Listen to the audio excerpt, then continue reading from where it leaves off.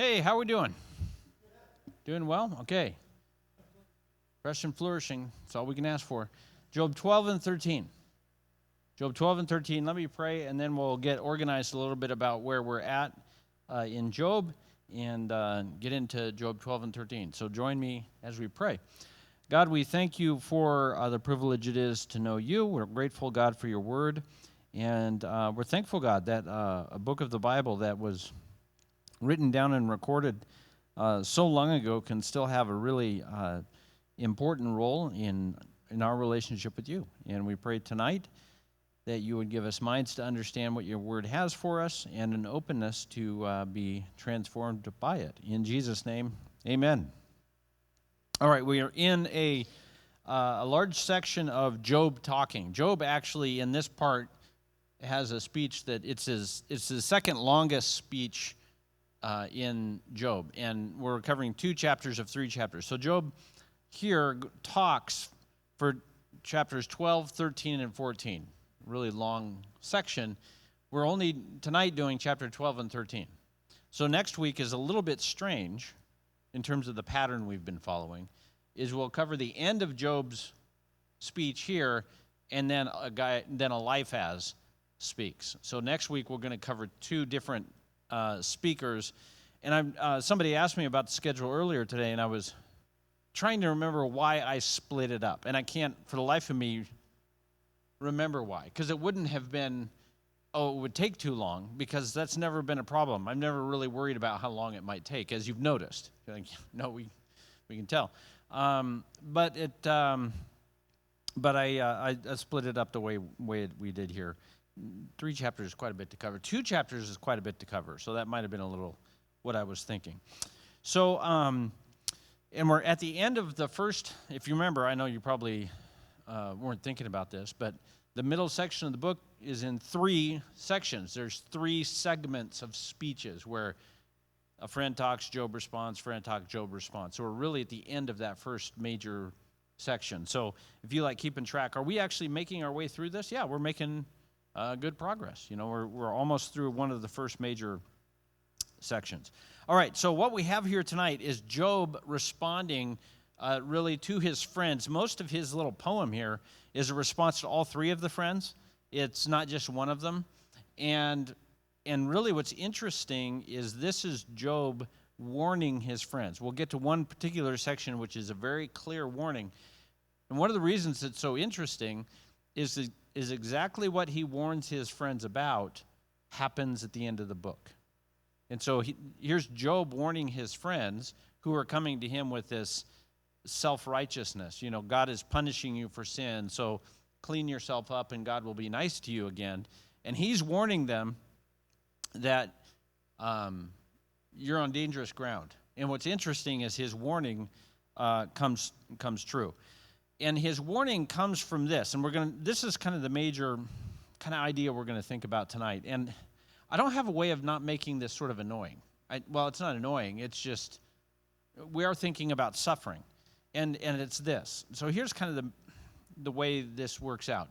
His friends have a very, very simplistic view of God. That's their view, is evil people, God punishes. Good people, God blesses. And it's a very, very simple view of God. And it would be nice if life was like that. I guess that's the one thing, is I think a part of all of us kind of wish that's the way it was. If I keep my nose clean and I do good things come my way.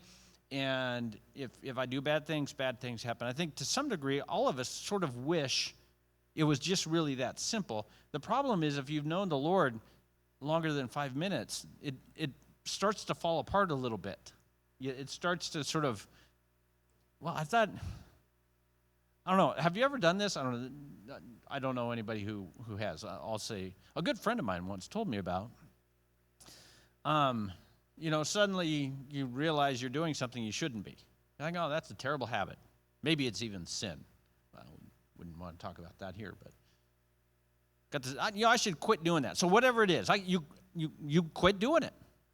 Right? Have you ever done this or known people, maybe known friends who did this? They had a bad habit and it was even sinful, and they say, you know what? Doggone it, I'm done with that. And sure enough, Because sometimes there are some things we can make those kind of decisions and say, you know what? That's part of my past, not my future. I'm done. So you're really good, right? But then nothing gets better. Like you don't get a raise and you don't get promoted and the test at the doctor still goes badly. You're still sick.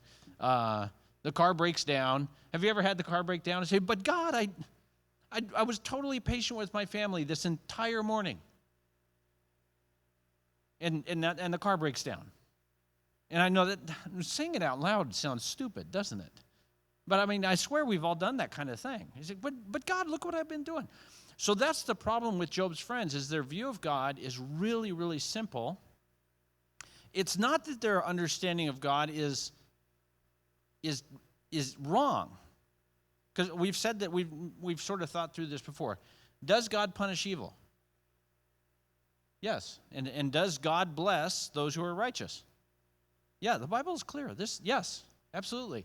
And so their viewpoint isn't wrong, but they have no nuance to it, no sense of how does this reality of God intersect with the complexities of a broken world, and recognizing that God is not that simple. He can't be merely painted into that kind of a corner. So thankfully, Job really wrestles with this idea today. The good part is, if you are with Job in the sense of, well, I don't understand how the complexities of the broken world and my experience with God and how is he functioning, is there an answer to that? The good news is Job gives us some good answers. The bad news is it doesn't mean the suffering goes away. That's the hard part, is that's what we'd all really like. However, I would suggest this. Job's friends' simple view of God makes any suffering worse. That's my view. It doesn't make the experience of the bad worse, but it makes your view of God hopeless. If their view is true, then God is useless in any sense of suffering. However, if you're like Job and you're willing to wrestle with the realities of it, you recognize, oh wait, God is still here. And it creates some difficulties, but in my mind, that's the good thing. So let's look at verses 1 through 6. I've broken this up into about half a dozen different sections. So what I'll do is just read each section and then give you some ideas on it as we work through. Don't hesitate to raise your hand and interrupt me if you have a question. So verses 1 through 6 of chapter 12, Job claims to have wisdom too. His friends claim to have wisdom, and he's saying, I have wisdom too. Job answered and said, if you like memorizing verses, you should memorize that one. Because look how short it is. You tell your friend, hey, I memorized a verse today. What was it? Job 12:1. And Job answered and said. That's it, and you're done. Good. Yeah. Jesus wept. There's another fantastic one. Verse 2. Dale, we're in chapters 12 and 13 of Job. I can't help you. Verse 2, no doubt you are the people, and wisdom will die with you. But I have understanding as well as you. I am not inferior to you. Who does not know such things as these? I am a laughingstock to my friends.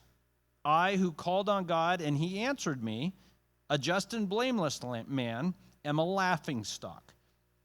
In the thought of one who is at ease, there is contempt for misfortune. It is ready for those whose feet slip. The tents of robbers are at peace, and those who provoke God are secure, who bring their God in their hand. So Job claims that he has wisdom too. Verse 2 is Job being sarcastic, and this is, you have to understand, he's in pain, he's suffering, and he's being sarcastic with his friends. No doubt you are the people, wisdom will die with you. This is, oh, thank the Lord, these brilliant wisdom guys have showed up in my doorstep, and please bestow your wisdom on me, because when you guys are dead, the world is hope. There's no hope for the world once you three stooges have died. So he's really being ironic, being sarcastic. He does not believe wisdom will die with them.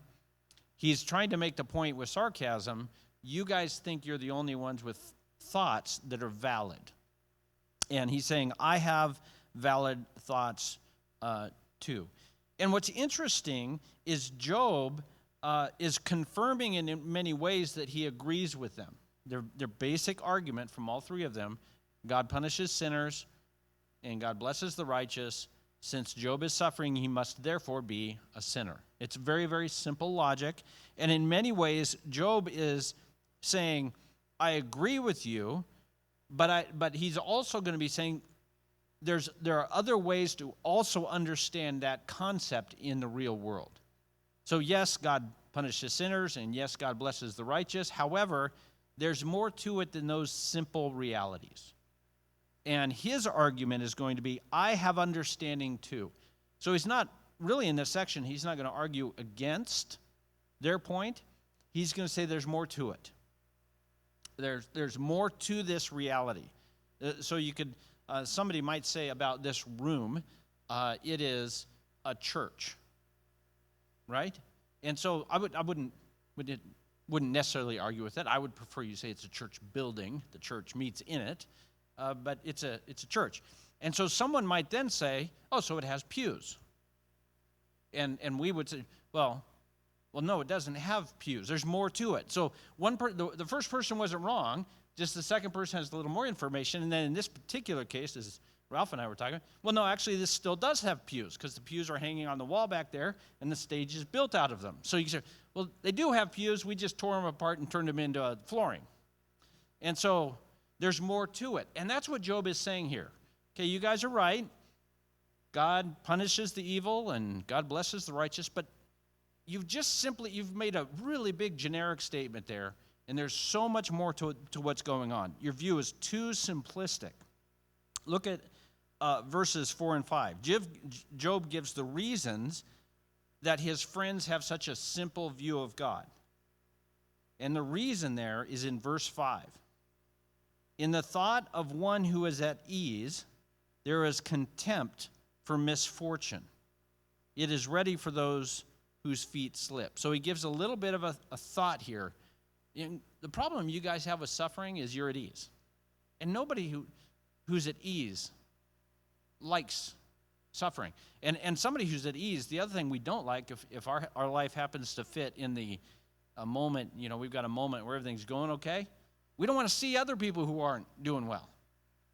I don't even want to see it. I want to pretend the world's fine. I want to, cast aside anyone who might bring me down a little bit. And he's saying, so what their simple view, they're trying to cram into their simple life, which sort of will work as long as they're experiencing good things and hardship isn't at the door.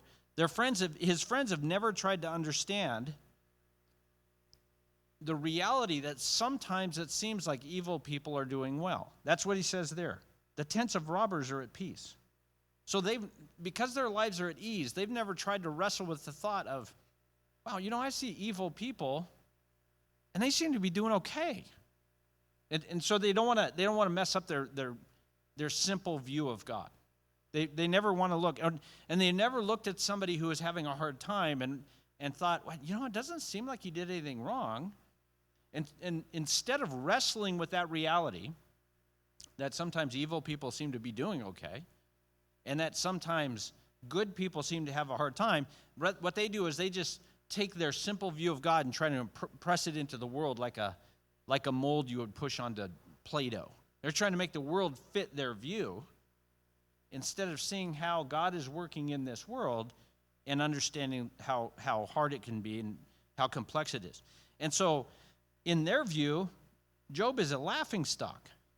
He's an idiot because he's suffering and claiming that he's good. What an idiot. This is what a moron. He's a laughingstock. What's it? You'll have to remind me of it.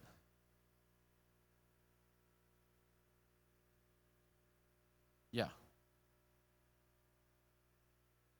Right, Psalm 73, seeing people prosper, but he had to go in and understand the truth of God in the temple and say, I know when everybody gets theirs at some point, either reward or punishment, depending on their relationship with God. Um, here's a suggestion before we move on to the next section, a way of thinking about this in sort of our age. When life is void of suffering or doesn't have as much suffering as we might imagine, and when we aren't observing how others might suffer, it allows us to end up fostering a view of God that ends up becoming kind of a caricature. Have you seen those caricatures, like if you're on a boardwalk or something and they got a guy who does sketches, and you pay him $20 and he'll do a really funny sketch, and what he does is usually exaggerate features, and it becomes this exaggeration of physical features on your face. And if you're not experiencing suffering, and if you're sort of removed yourself from seeing others who are suffering, then the result is you create this caricature of God that is overly simplistic and doesn't really interact with how we experience the world. And the reality is that God who is a caricature is, in my view, this is just my opinion, and so you can ignore me if you want, God who is a caricature is totally useless, especially for the sufferer, especially for the person suffering. This overly simplistic view of God it's completely useless. And that's what these guys are bringing to Job, is this overly simplistic caricature of God. He has no power. He has no divine initiative. If God always blesses the good and punishes the evil, can he make discretionary decisions moment by moment? No, he's required to act according to these broad categories. And of course, who gets to decide who's good and evil? That's the other problem, is it doesn't properly recognize what Job has already said. Everybody's evil. So the other thing about this caricature of God, if you're going to paint him this way, well, then he's forced into just simply punishing everybody, because there isn't any. So this is a God who is sort of comfortable if you're comfortable.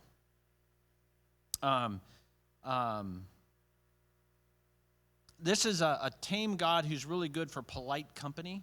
This is the kind of God that's really handy if you're on vacation.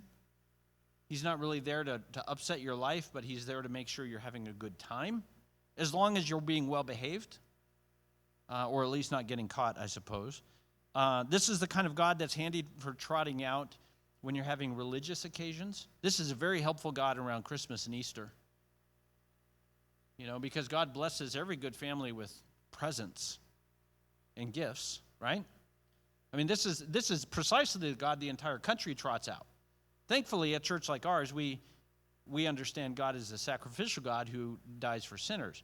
But this is the God his friends are offering. And what I'm trying to suggest is, for the person who's suffering, this is a terribly lame God who's not even that good as a good luck charm. And that's the God that their friends are sort of trotting out. This is where C.S. Lewis' description of God in The Lion, the Witch, and the Wardrobe, we're talking about Aslan, but we know he's talking about where Lucy asks if he's safe. Do you remember that? It's sort of the end of the Lion, the Witch, and the Wardrobe, and the answer is no, he's not safe. He certainly isn't tame. So, and that's this God that these friends are trying to pitch to Job is a demaned lion who's got no teeth and can't do anything. He's and totally useless. Now, Job is going to help us understand God in much of his complexity. The hard part is he doesn't then service our immediate wants and needs that we perceive, and so that's also frustrating. But at least Job understands who God is in his power and might. And my suggestion is, for those of us who suffer, that's a better deal. Okay, let's look at verses 7 through 12, if you don't mind. Job's view of God, in contrasting with his friends, is confirmed in nature. Okay, let me read it. Ask the beasts, and they will teach you. The birds of the heavens, and they will tell you. Or the bushes of the earth, and they will teach you. The fish of the sea will declare to you. Who among all these does not know that the hand of the Lord has done this? In his hand is the life of every living thing, and the breath of all mankind. Does not the ear test words as the palate tastes food? Wisdom is with the aged, and understanding in the length of days. So the first example he gives in verses 7 and 8, is he says, let's take the example of animals. Look at the animals. The animals take for granted what we know is true about God. So the animals, they take what we don't, we have to sort of be convinced of it. The animals take it for granted. And the main point is verse 9. Who among all these, that is the animals, do not know, that means no doubt, just a clear, I take for granted this is true, the hand of the Lord has done all this. What does he mean by this? He's fed them? Okay, that's good. Yeah. Okay. What is the this for Job? He has done all this. What is the this for Job? Took everything. Yep. So what he's saying is the animals know this. So if something happens to an animal, who did it? God did it. And the animals know this. If an animal walks upon food and he eats, the animal knows, God give me food. If the animal goes 3 days and can't find food, he knows God didn't find me food. Sharks are a good example of this. Sharks go really, really, really long time without eating, and then when they do eat, they eat a lot. And a really fun thing to do is find a nature show showing them coming upon the carcass of a dead whale, because the whale will die of old age or whatever, get hit by a ship, whatever. So the carcass will sort of boop-a-doop-a-doo, and then a shark will happen upon the carcass. You go, I haven't eaten for 3 months. I may not eat for another 3 months. I'm going to see how much of this whale I can eat. And so God has provided in the middle of the ocean for this shark. And so animals take this for granted. And so Job looks at his own life. Who gave Job all of his money, all of his kids, all of his camels, all of his donkeys? Who did all that? God gave me all that. And who took away all the kids and camels and donkeys and servants? God did all that. So this is a very different view of God than his friends. It doesn't contradict it. It still acknowledges God punishes evildoers and God blesses the righteous, but let's add a little bit of more detail. Everything that happens is in the hand of God. That's Job's argument. If it's happening, whether I might describe it as good or bad, it is happening at the hand of God. It's God's own initiative and God's own purposes. So what Job is arguing here, if he's using animals as the example, is Job is not pulling a lever to get God to behave in a particular way. That's his friend's argument. Good, pull the good lever, God dumps out good stuff. You pull the bad lever, God dumps out bad stuff. Job is saying, no, God just shows up and goes, you know what I'm going to do? I'm going to do this on his own initiative for his own purposes, because God is not tame, and he owns it all, and he can do whatever he wants, you know? And so that's Job's argument. His point is proven in verse 10. Every living thing is in his hand, and every living thing at some point or other does what? It dies. Everything dies. This is so depressing, isn't it? Well, it's not. It's just he's just using the reality of the world. Let's not be silly, guys. Everything at some point has a useful lifespan. And who is deciding when it starts? God is deciding when it starts. Who is deciding when it ends? God is deciding when it ends. It's God's initiative, and it's God's purpose, and he's all in it. And he's the one doing it. And he's saying, listen, anybody who has walked through the woods and sees one new sapling of a tree, and it's growing out of another tree that's laid on the ground now for 100 years. God is doing all this. And Job is, why would you think we are any different? God can decide if I'm going to have a good, wealthy life with lots of kids and money and donkeys and camels, or he can decide I'm living in an ash heap covered with boils that are infecting. He can do that. Now, he's not here addressing the reality of, is God good or bad? That he's not talking about that, because that's what he's really the theme of the whole book is why is God doing that? But he is saying this is the reality of it. And to me, this is just me. Maybe you don't like this, but this is such a better way of understanding God than his friends' view. His friends, it's just ridiculous. But we might suggest we often do that. Okay, verses 11 and 12, he says, pay close attention. You know what I'm saying is true. Does not the ear test the words like your food? So if you eat food, you know immediately if it's good or bad, right? Immediately. He's saying, I'm telling you the truth. Look in nature. You know if this is true or not. His friends have no argument. Jesus happens to agree with Job. It might be more appropriate to say Job agrees with Jesus. Matthew chapter 10, verse 26. Have no fear of them. He's talking about people who would persecute his followers. Nothing is covered that will not be revealed, or hidden that will not be known. What I tell you in the dark, say in the light. What you hear whispered, proclaim on the housetops. Verse 28 of Matthew 10. Do not fear those who kill the body but cannot kill the soul. Rather, fear him who can destroy both soul and body in hell. Who's he talking about? Talking about the Father. Yeah. Can people kill you? Yeah, that's no big deal. I would be concerned about the guy who can kill you after you're dead. That's somebody not to be trifled with. And that's the kind of God Job understands. Job's friends don't understand that kind of God. Look what Jesus says. Are not 2 sparrows sold for a penny? So are sparrows worth a lot of money? Not one of them will fall to the ground apart from your Father. So when a sparrow dies, who killed it, Jesus said?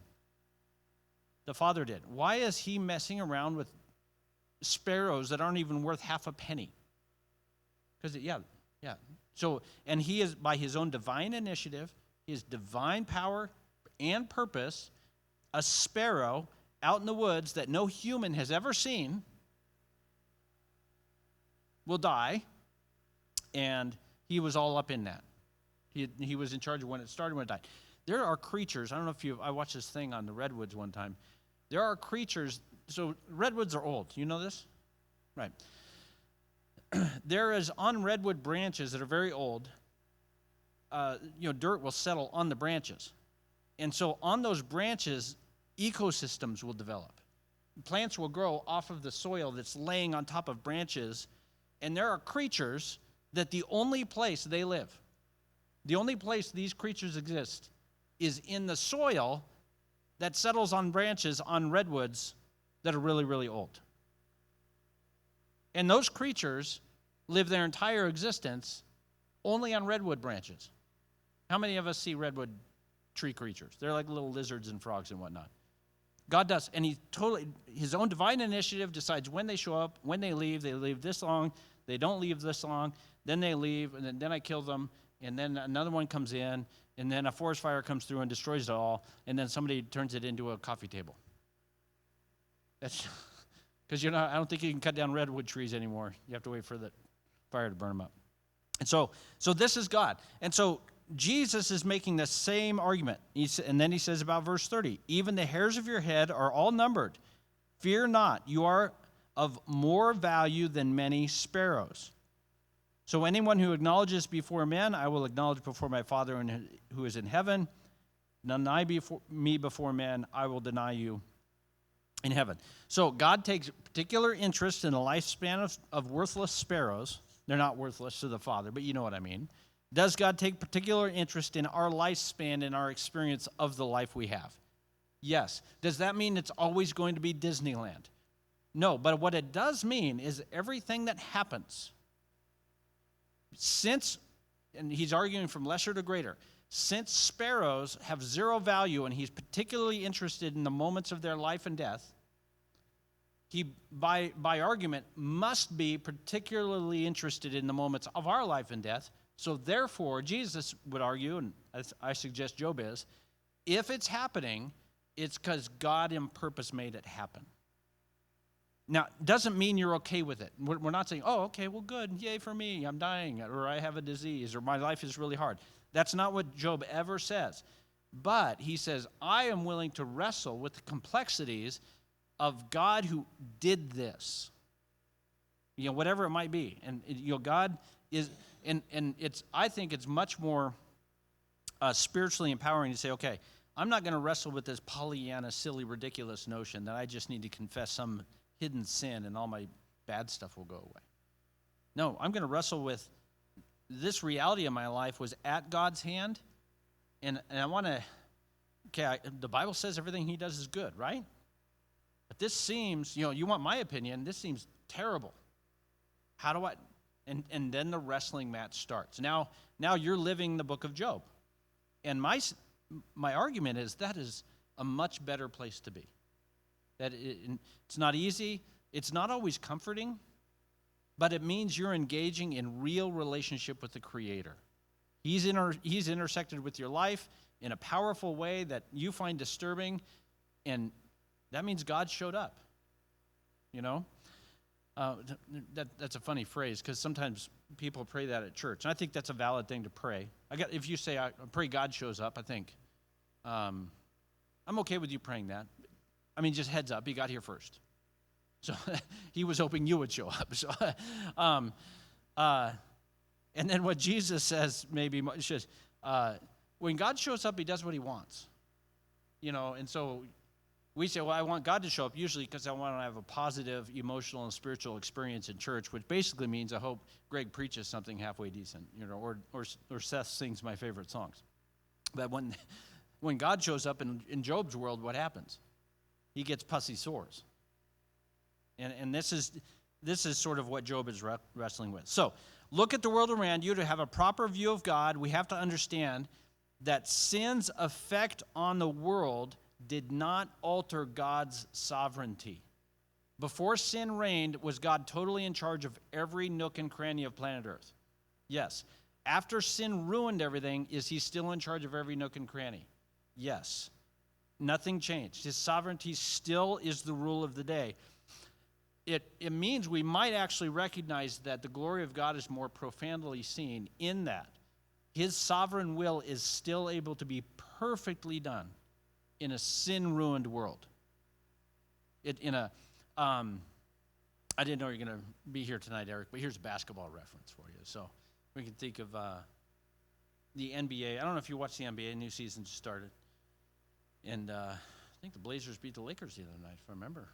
Right. Yeah, okay, so we're good. Yeah. And the Seahawks won? Yeah, what else could... The Lord is blessing because I've been righteous this week. All right. There's regular season games.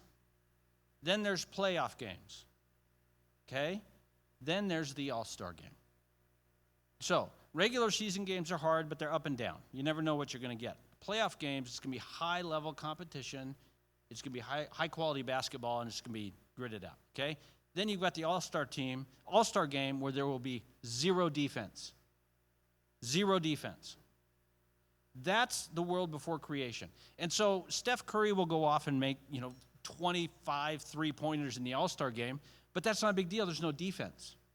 That's not a big deal. So then the world is ruined by sin. Now what does it look like to play the game with defense on the floor? And so it's a different kind of glory. So is God glorified to have sovereign rule over unfallen and unstained creation? Of course he is. But he is even more glorified to be able to have his sovereign rule work out perfectly in a sin-ruined world. And that's what Job is saying. Is this isn't the All-Star game where there's no defense. Now God is doing his work when everything in this world is against him. And he's doing it perfectly with no flaws. It is an uninterrupted momentum of his perfect will being done. The sin didn't change anything. And he is able to, within the confines of a ruined world, accomplish his perfect purposes. The trouble is, our experience of that glory, because we're in that sin-ruined world, we're going to encounter suffering within that. That's just the realities of living in a sin-ruined world. And that's what Jesus is describing here. God is still fully in charge.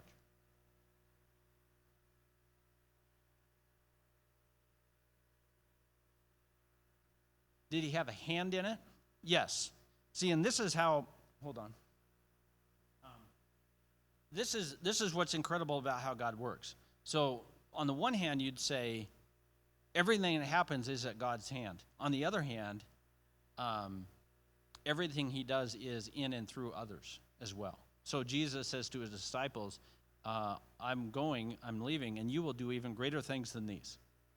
So God is going to accomplish Jesus' work by the Spirit through his disciples. And when Satan showed up in heaven's throne room at Job 1 and 2, it seems like, and this is why God is so incredible, it seems like Satan's getting his way. When Satan walked out, God was getting high fives from the angels. He fell right for it. He fell for it again. Exactly what I wanted to have happen, and he's going to go do all the work. And so it's not like Satan came in, and then God, well, I guess, yeah, you've been painting me into a corner. I got no answer, Satan. May as well. And so then God's got to convene heaven's council. What are we going to do now?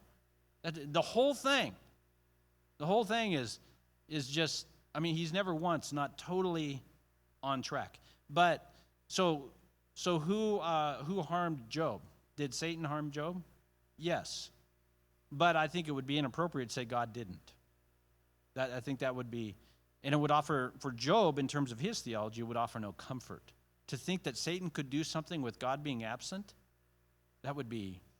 Another great example of that is Pilate, when Jesus is talking to Pilate, and Pilate says, don't you know I have the authority to kill you? And the answer is yes, he does. Jesus doesn't dispute that Pilate had authority to kill God. Isn't that incredible? A guy on earth had authority to, I shouldn't say kill God, to order the execution of God. God dies when he wants to. But he said, where did Pilate get that authority? From God. He said, you got the authority from somebody else. So, and he got, of course, the only person who can give authority to crucify the Son is the Father. And so do it. And so that's a real good example of Satan. If Job could see it, Satan, Satan, you have authority to kill my kids, but you got it from somebody else. So, yeah, good question, Michael. All right, let's keep going. Back to Job, chapter 12, verses 13 through 25, a larger section here. Let me read this large section, and we're talking about Job's view of God, and we've mentioned this several times, but in all of its complexity. This is sort of his major, in this section here anyway, his major theological treatise. With God are wisdom and might. He has counsel and understanding. If he tears down, none can rebuild. If he shuts a man in, none can open. If he withholds the water, they dry up. If he sends them out, they overwhelm the land. With him are strength and sound wisdom. The deceived and the deceiver are his. He leads counselors away stripped, and judges he makes fools. He looses the bonds of kings and binds a waistcloth on their hips. He leads priests away stripped and overthrows the mighty. He deprives of speech those who are trusted and takes away the discernment of the elders. He pours contempt on princes and loosens the belt of the strong. He uncovers the deeps out of darkness and brings deep darkness to light. He makes nations great, and he destroys them. He enlarges nations and leads them away. He takes away understanding from the chiefs of the people of the earth and makes them wander in a trackless waste. They grope in the dark without light, and he makes them stagger like a drunken man. Okay, so this is his understanding of how God is working. Verses 13 through 16, he describes God's strength and wisdom. He alone is in charge of all of these things. He alone is in charge. He can oppose, he can stop, he can change whatever he wants. He can do anything he proposes to do and purposes to do. None can stop it. None can undo it but himself. That's Job's view. And that's a 100% accurate view of God. He alone can do something and undo something, and no one else can propose it. And anything he wants to do, he can do.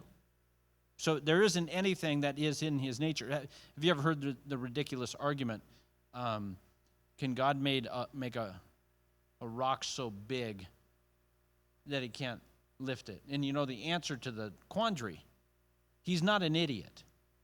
And that's literally the answer. If he could, he's a moron. He's not. Why would you do that? Because it's the same as the question, can God sin? Well, no, he's righteous. So the argument is presupposes that we've somehow found a chink in the nature of God because God can do anything.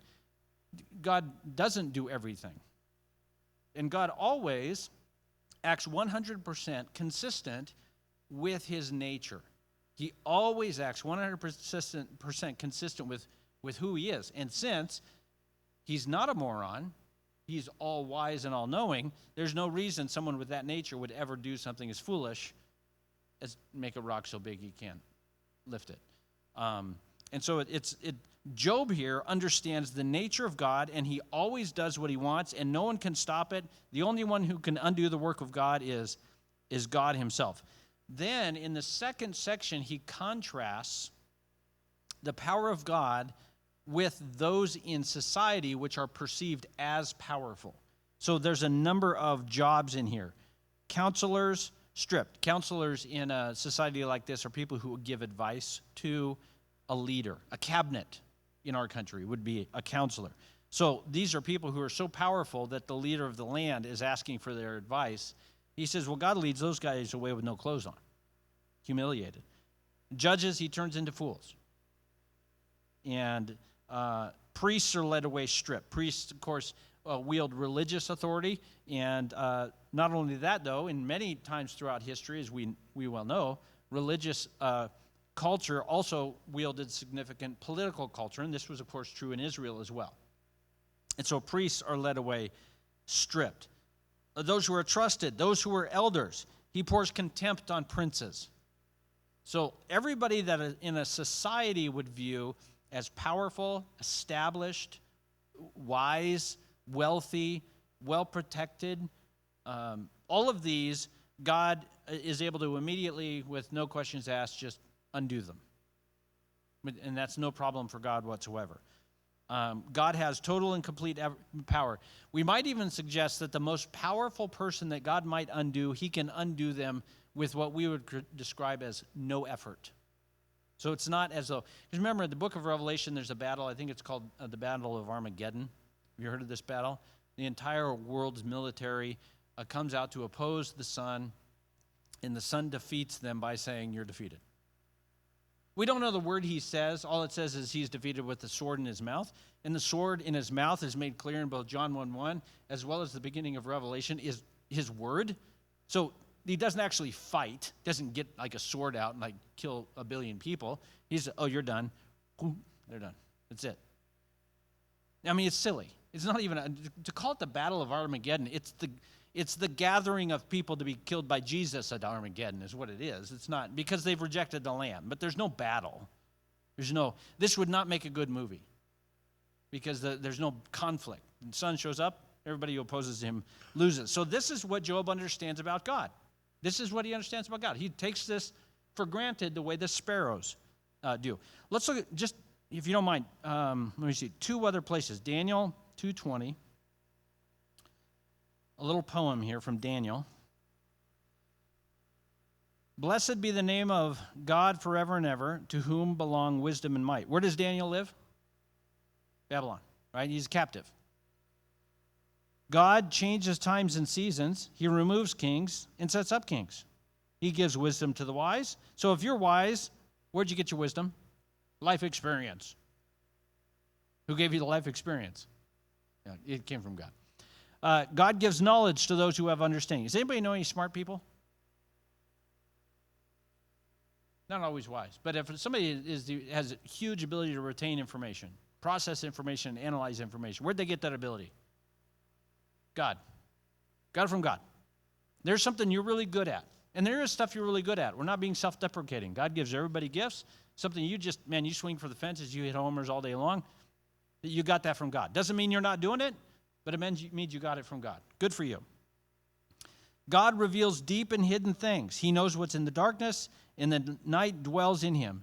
To you, O God of my fathers, I give thanks and praise, for you have given me wisdom and might, and have now made known to me what we asked you, for you have made known to us the king's matter. Remember, the king had a dream, and he said, tell me the dream and its meaning.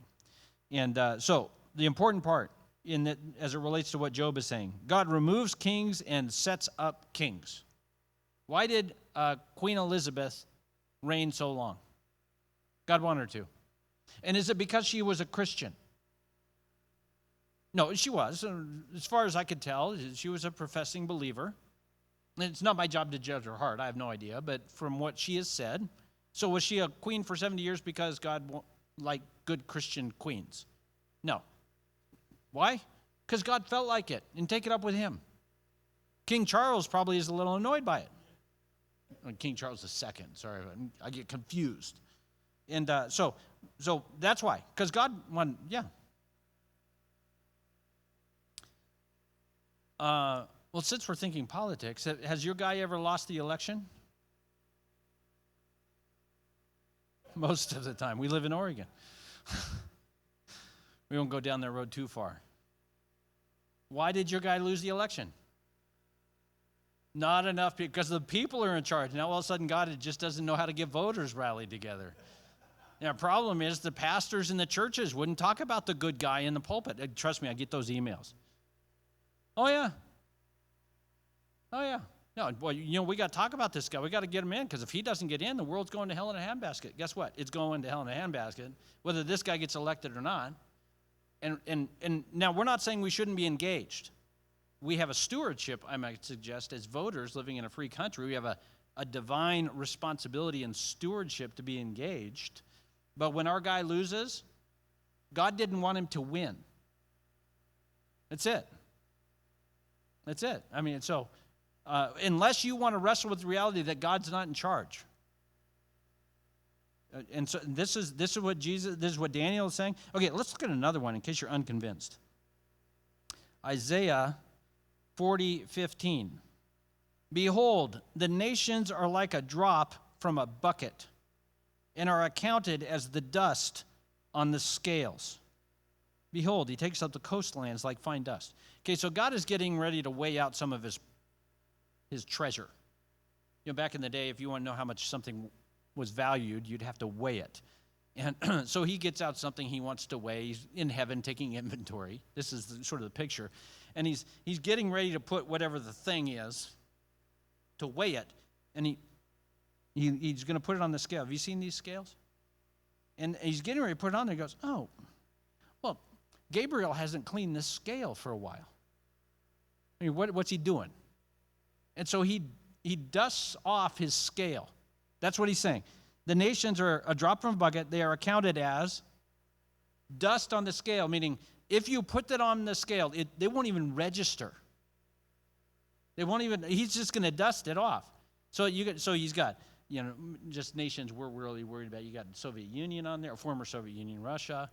China is really scaring us nowadays because this guy Xi is going to be the new Mao, and he's going to take Taiwan. And you want to talk to some people who believe this, you talk to Peter and Debbie Dodd. They said, we're going back to Taiwan. What's he going to do? Kill us? I think they've read Matthew 10. Oh, is he going to kill us? Oh, well, okay, whatever. So this is all these things that we wake up in the morning and flip on our phone and look, okay, what is Putin doing today? And God wakes up, he's like, oh, somebody got my scale all dusty. That's how this is viewed. Lebanon would not suffice for fuel, nor its beasts enough for a burnt offering. Lebanon, remember, is where all the cedar came from for the temple and for the palace that Solomon built. And God is saying, if you burned all of the forests of Lebanon, it wouldn't be enough wood for a proper burnt offering for God. So, the Cedar Creek fire is finally going out. Is that thing finally going out up there by Oak Ridge? That's where we're getting all this smoke. Not even close enough smoke for a burnt offering for God. Not even close. All the nations are as nothing before him. They're accounted by him as less than nothing and emptiness. And this is what we spend all of our time worrying about. So this is Job's view of God. He's totally in charge, totally empowered, cannot be stopped. Whatever he does, he does. Whatever he doesn't want to do, he doesn't do. And nobody can affect it one way or the other. Okay, go back to Job 12. I promise. See why we didn't do the 3 chapters? I turned to the wrong chapter. Verses 23 and 25 of Job 12 to finish up this chapter. He makes nations great and he destroys them. It's God who gives, God who takes away. Now what you have to pay attention to about Job's general discussion here is it's overtly negative. Most of his examples here are God destroying things. Any reason why Job would be skewing towards the negative? He's kind of had a bad run. Yeah, so on the one hand, you say, well, gee, Job, chin up. What good's it going to do to you to have a bad attitude along with everything else? And, you would just be the fourth friend among his other three with that kind of advice. He is just simply trying to make sense of the reality of a situation. Okay, if God takes away, if God does whatever, that's what he did here. God has done this. That's what he did here. He is not putting a good face on it. He's not trying to grin and bear it. He's saying what is. I have experienced loss, and the way to properly understand the complexities of a powerful God and a sovereign God is to recognize that God is in this. Now, what Job isn't addressing that maybe we should just touch on briefly is it doesn't mean God isn't good, because God is going to get to that sort of towards the end of the book. But one of the things we have to add to Job's understanding of God is everything God is doing is good. And like we said before, not only is it good, it's the best of all the good options. What he does is always the best of good options. All right, let's wrap this up with just a quick thought. Excuse me. I'm going to read what I wrote here about this section. As comfortable as it might seem, Job is willing to confront this reality head on, that God gave Job all of the glory and wealth in his full life before, and God is also the one who took it away. Job's attitude is negative, so we need to recognize that. But on the other hand, his understanding of who God is much deeper and much richer than his friend's view. His friend's view is just this caricature. Job here is engaging head on with the living God. And so his experience of his relationship with God is going to be much deeper and richer. Not painless, but deeper and richer. And I think properly is the way we experience God in the realities of the world. His friend's view of God is a lame prosperity gospel. There's a thing that has been online, and I'll refrain from using the author's name, so I'll just say generically an author who is a modern-day prosperity preacher. You know what a prosperity preacher is? Yeah, you do good, God will give you lots of money, and you got to speak the word to the universe, and he'll bless you, positive thoughts, all this rigmarole. And what's that? And send money. Buy my book. Come to my seminar. But there's this thing online, and what they did is they took this prosperity preacher's quotes, and they would animate old photos of martyrs, like Chrysostom and others, being burned at the burned at the stake. So there's old pictures of martyrs, paintings of martyrs, and so what they do is they have this painting of a martyr, and then the quote from this prosperity preacher, speak to the universe and you will be blessed, and it's a guy being crucified upside down, and so the point of the person who did this sort of theological art was to say, if your theology doesn't work for martyrs, it doesn't work.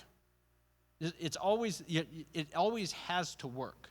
If what you believe is only true if everything is going really well, then something's wrong with it. It needs to always work. Here's the thing about Job. You could take any of Job's quotes and put them next to a person who's being martyred, and it fits.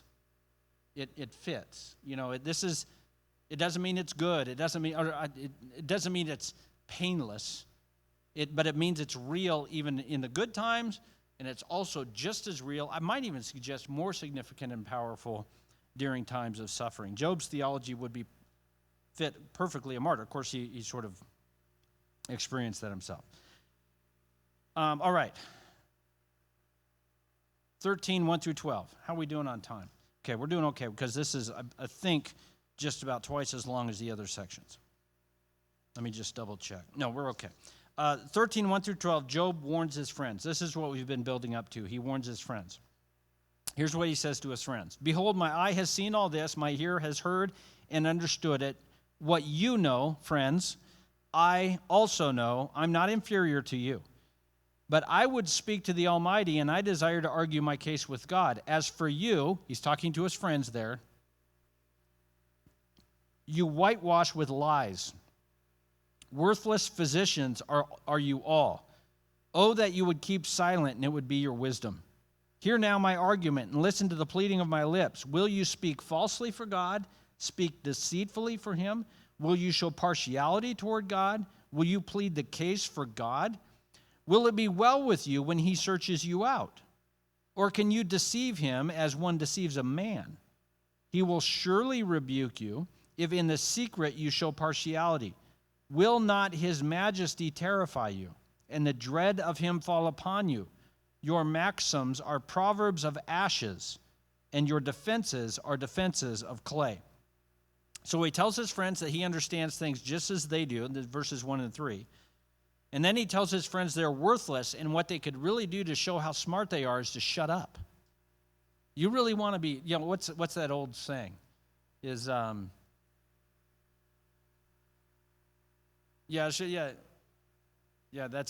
a proverb as well. It says, people might think you're an idiot, but you can open your mouth and confirm it. That's kind of what he's saying to his friends. And we've all experienced worthless physicians. We go to it, and that's what he's describing them. You can think of the woman that comes to Jesus and spent all of her treasure trying to get over this bleeding, and nothing is worse than going to somebody that you think might actually help a terrible situation, and they make it worse. And that's what his friends have done. So in verses 6 through 9, he levels his allegations against his friends. Basically, he tells them they're not speaking truthfully for God. And what he wants them to consider is, if God were here, would he agree with you, with how you're presenting him as this caricature of a good luck charm? And what's interesting, isn't that exactly what happens at the end of Job?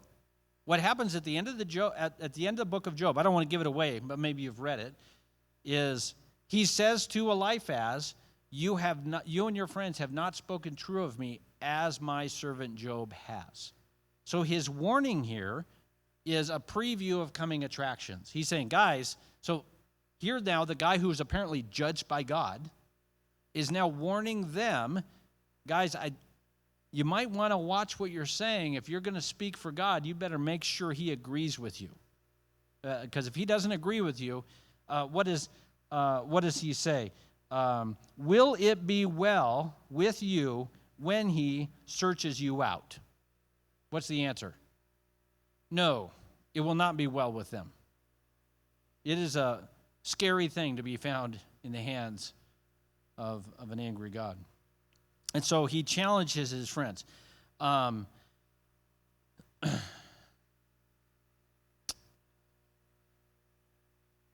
trying to remember what I wrote here. So let me read it, and we'll see if it makes sense by the time I get to the end of it. Is that good? If it doesn't make sense, then we'll say Jeff wrote it. If you're going to be wrong about God, be wrong in the right way. Wait, let's make sure, let's listen to it. His friends are wrong because they've made God into a lifeless good luck charm. That his friends are wrong because they think God is a genie in a bottle. And you do the right thing, and he'll give you your magic wishes. So his friends are wrong. Job is wrong because he's mad at God because he thinks God is mean. I'm using broad language here. He feels like, God, this isn't the way it should have been done. He is really, and when you go through real painful times, and I'm looking at some of us here, I think we've done this. Right? Don't we do that? God, really? I didn't think this was in the bag of tricks. This doesn't seem right. So that's where Job's attitude and approach to God is out of line because he assumes there must be something wrong with what's happening. And when God comes in to address Job, he's going to bring Job on board with, I'm God. That's how God's going to correct him. So what we might say is we've got two ways to be wrong about God here. We've got the friend's way, which is to completely misunderstand how God works. Then you have Job's way of being wrong. Life is really, really hard, and sometimes it's hard to make sense of it, And sometimes we don't handle that real well. And I'm being generous here. A whole bunch of times we don't handle that very well, you know. And what I'm suggesting here is Job isn't being right with God, but it's better than what his friends are doing. You know? I don't know that there's another way to do this unless you're Jesus. I mean, what Job is doing is what any human would do in these circumstances. So I would hesitate to say, well, this is what Job should have done. He should have gone to church and memorized some verses. And I don't, you know, I think Job, it's a good question, Diana. What should he have done? I think it's a good question, but I don't think it's answerable, because this is what people do. Yeah, Michael. Actually, I have several people that are gesticulating because Roberto looked like you wanted to.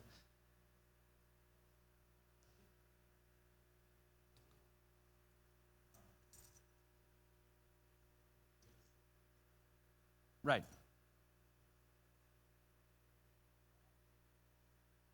Good. Yep. That's right.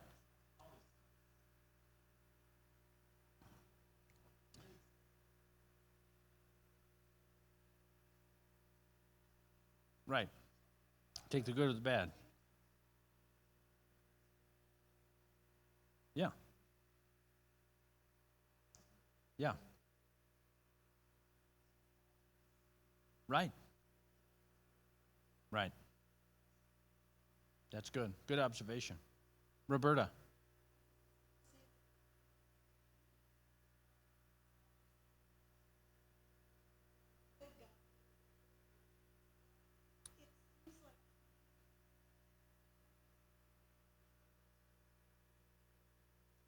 Yeah. That's right. Yeah. Yeah. Right. Yeah. Yeah, there's really no reason to be fake with God. He knows what's going on. Yeah, and Job is being pretty honest.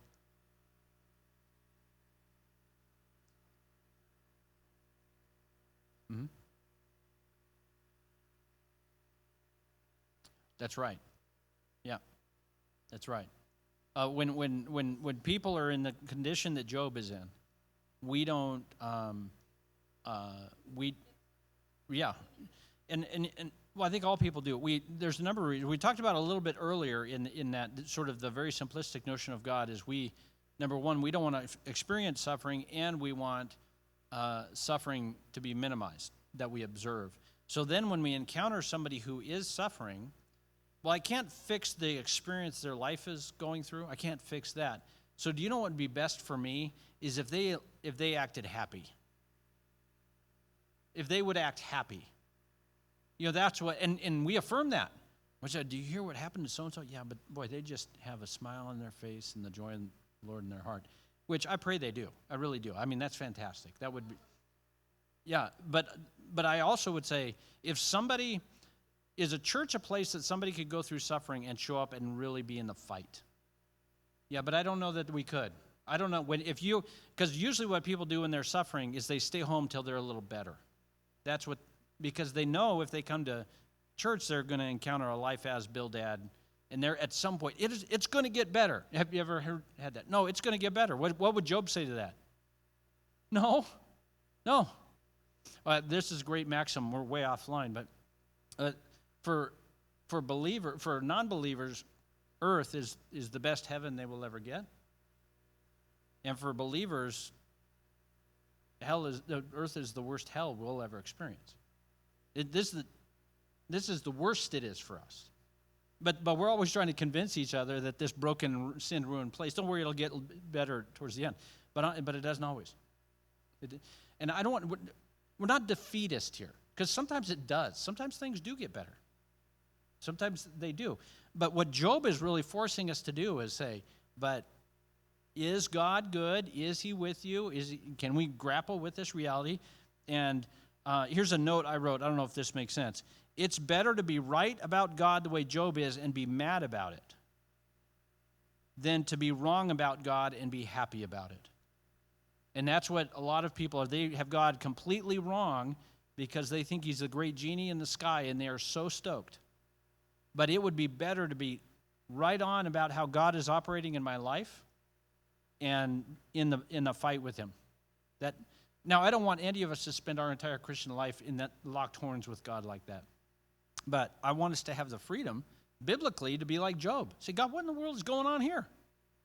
I don't see how this works in that struggle. I think that's a much better and richer way to experience God the way he actually is. So, and if that's depressing, I'm sorry. You want to end 13 through 28? You say, yeah, life is hard. Let's end this lesson. 13 through 28, let me just read it. I have very few comments on it, so because really it's best just recognize. Now Job shifts to talking and arguing with God. So he's talked to his friends, and now he's saying, okay, let me have it out with God let me have silence and I will speak. He's talking to his friends there. Shut up, guys. I've got to talk to God for a minute. Why should I take my flesh in my teeth and put my life in my hand? Though he slay me, I will hope in him, yet I will argue my ways to his face. This will be my salvation, that the godless shall not come before him. Keep listening to my words and let my declaration be in your ears. Behold, I have prepared my case. I know that I shall be in the right. Who is there who will contend with me? For then I would be silent and die. Only grant me two things. Then I will not hide myself from your face. Withdraw your hand far from me, and let not dread of you terrify me. Then call, and I will answer, or let me speak, and you reply to me. How many are my iniquities and my sins? Make me know my transgressions and my sins. Why do you hide your face and count me as your enemy? Will you frighten a driven leaf and pursue dry chaff? For you write bitter things against me and make me inherit the iniquities of my youth. You put my feet in the stocks and watch all of my paths. You set a limit for the soles of my feet. Man wastes away like a rotten thing, like a garment that is moth-eaten. Okay, just like my eyes are watering. I'm not crying. It's just got something in my eye there. All right. So verses 13 through 19, Job basically says, I want to take my chances with God. And really one of the most famous verses that Job utters is verse 15. And I think this is a really, really powerful way of understanding how Job interacts with God in his suffering. Though he slay me, I will hope in him. So that's it sounds like a contradictory verse. But all he's saying is, on the one hand, I will account this to be true. My suffering comes from God's hands. And I don't care what he does. I will set my face to put my hope in him and him alone. And I really think this is a powerful way of engaging with God in suffering. It's both acknowledging that God is sovereign and in charge, but also saying, where else am I going to go? Where else am I going to go? I cannot do the math in my head that this is good, but I know that God is good, and so my hope is going to be him. So this, I would, in many ways, I kind of view this as sort of the motto of the suffering servant. This is to me, if you're on team suffering servant, you're going through it, that this is the t-shirt we're all wearing. It's both acknowledging that the suffering is coming from God, while at the same time saying there's no other place for my hope to be. And I think that is really, really important reality to have settled in our hearts. I would even say this, that phrase is powerful even when it's said and spoken through gritted teeth. This is even when our ears are red and that anger is directed towards God himself. I'm not saying that's appropriate because God's God and you're not. But that's often what is. And if you're going to struggle through the emotions of being upset with God, which we all do from time to time, this motto of the suffering servant, I think, is a great thing to, God, you can do your worst, man. I'm not putting my hope anywhere else but you. That's it. So bring it on, because you're where my hope is. And I think that's one of the, in these two chapters, I'd probably hang my hat on that particular verse. Verses 20 through 28, just to summarize, Job wants closeness with God, and he's missing that. He wants closeness with God more than he wants anything else. Verse 24, why do you hide your face and count me as your enemy? See, he wants friendship with God, and he feels like he's enemies with God. He doesn't know why. And he wants God to be close. So this isn't a person who, because of suffering, wants to be as far from God as he can. It's a person who, in his suffering, counts his greatest loss as closeness with God. Now, he hasn't lost it, but he doesn't feel it. And so that's his greatest loss. Look at verse 23. We need to remind ourselves of this. How many are my iniquities and my sins? What's the answer? It's a lot. And he's agreeing with that. He's not saying he's sinless. And he says, make me know my transgression and my sin. Listen, God, yeah, let's talk it out. I got some sin. I'm a dude. I'm a guy. I got those. Tell me, second part of verse 26. You write bitter things against me and make me inherit the iniquities of my youth. Are there things you did when you were younger that now you think are dumb? And younger is longer than last week. So if last week when I was younger, I did some stupid things. No, I'm talking about when we were in our teens. And now if we could go back to our 18-year-old self, we wouldn't even say anything. We'd just smack him. Stop it. Yeah, what are you doing? Yeah, exactly. And Job is saying, why are you bringing up stuff from back then, God? I was an idiot. Everybody knew I was. Why are we bringing that up? Job is struggling with his sin, his relationship with God. He wants God's face to turn back to him, and he feels like he's separated from God. And then finally, he recognizes God's power. Will you frighten a driven leaf and pursue dry chaff? So this is fall. Leaves are falling, right? And so you walk outside your door. How many leaves are on the ground? Okay, so you decide that one brown leaf, oh, it is on. I am going to crush you all day. And that's what Job is saying. Why are you serious, God? You walked out your door and you're going to pick on a slug? Me? Like you've got nothing else to do? And so he's really, why is this happening, God? Why are we in here? So Job's experience with God is one where he feels like he's in stocks. And then not only that, look, this is a really interesting description. You put my feet in stocks and watch all my paths. Where are your feet going? What path are you walking if you're in stocks? Yeah, so Job's picture here is God locked him up and then pulled up a chair and said, I'm going to watch you like a hawk. And Job's going, what are you doing? Why is this? It seems like it's so over the top. Don't you have bigger fish to fry? Don't you have bigger things going on? Job this is, again, Job getting back to the wrestling match with God. What's going on here, God? And what we're saying about Job's friends versus Job, this kind of wrestling match with God is better than having a false view of God and not wrestling with him. Job is wrestling with God this way because he knows God's hand is in all of his suffering. Okay, 3 applications, then we'll close. Thanks for hanging in there. And you're saying, oh, I didn't hang in. I checked out an hour ago.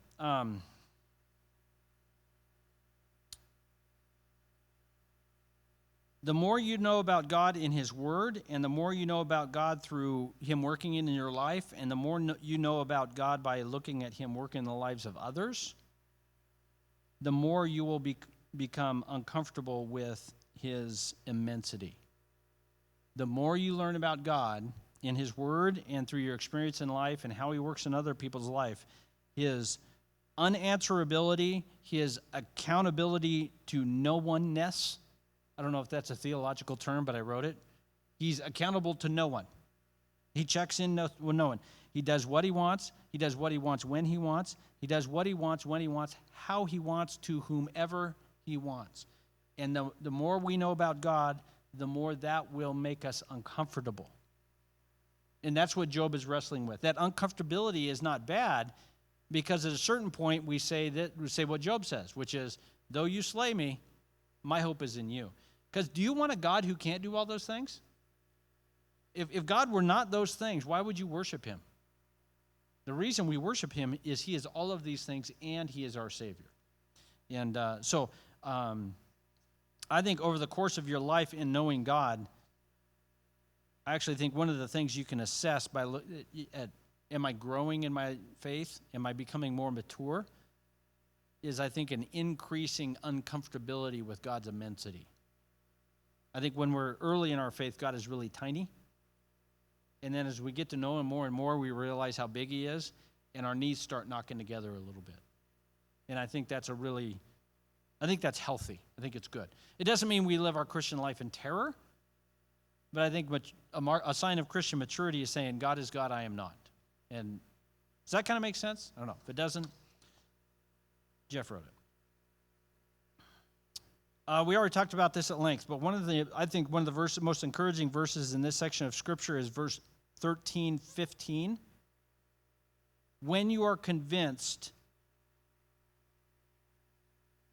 let me say it this way. One of the ways we can worship God through faithfulness is to worship him the way Job did, is by recognizing he is our hope even when we aren't feeling good about him. That's what Job is doing there. Even when we're convinced God is doing things to harm us, he isn't, because he only does that which is good. But when from our perspective God is doing things to harm us, that there is no other time where we can worship God in that way, by saying, God, this is terrible, but I'm still going to put my hope in you. When you're in heaven, you're never going to be able to worship God in that way again. The only time you can worship God in Job kind of ways is in that kind of suffering. I would prefer we don't have it, but if we're going to have suffering, let's take full advantage and worship God in faithfulness. We should say, though, that's not always emotionally positive. So, like I said, sometimes you're saying, I hope in you, Lord, and it's with a clenched fist and gritted teeth. That's no less worship than when you're feeling exuberant. So, all right. Okay, last thing. Image of God. How we're made in the image of God.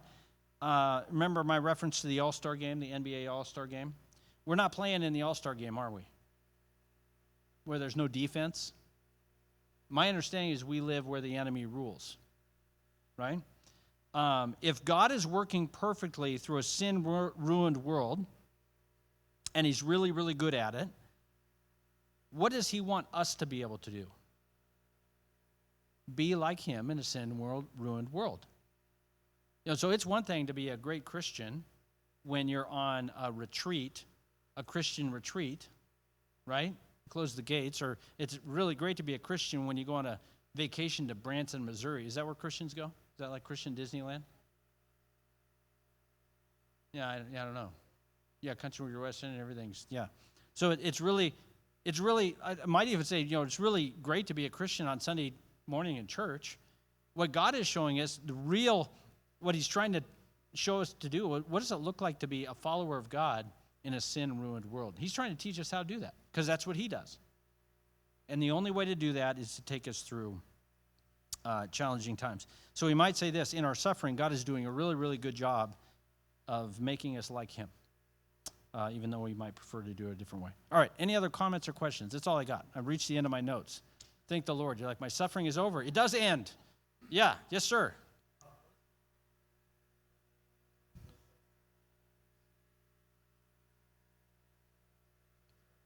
Hmm?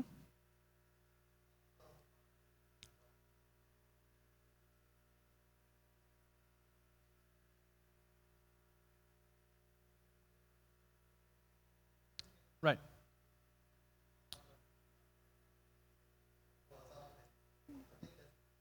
Right.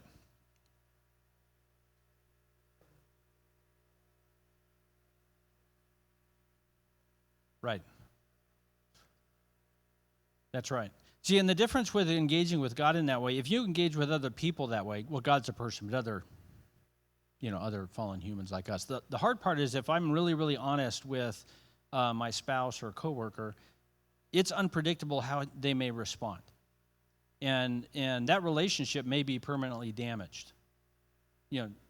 Doesn't mean what I said was out of line, but there's a chance the reality of what's going on in me may permanently damage this particular relationship, because two sinners showing up, can sometimes be a nuclear bomb.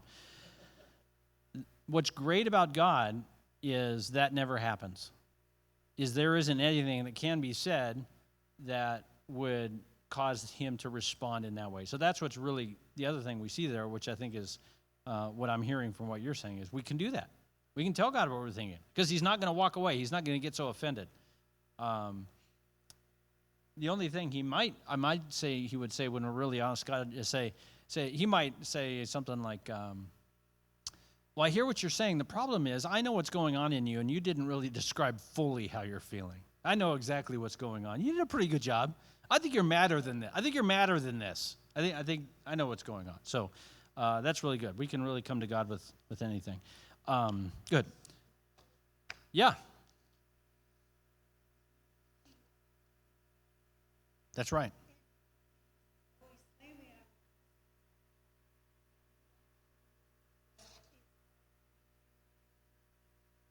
Yeah.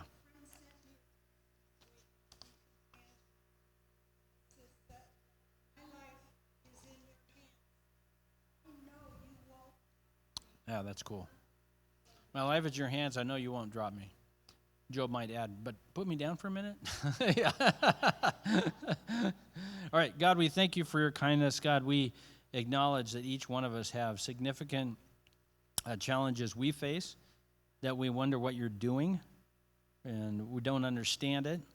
And we pray, God, that you would give us by your Spirit the strength to, on the one hand, be honest with you about how that creates in us great tension and angst and hurt.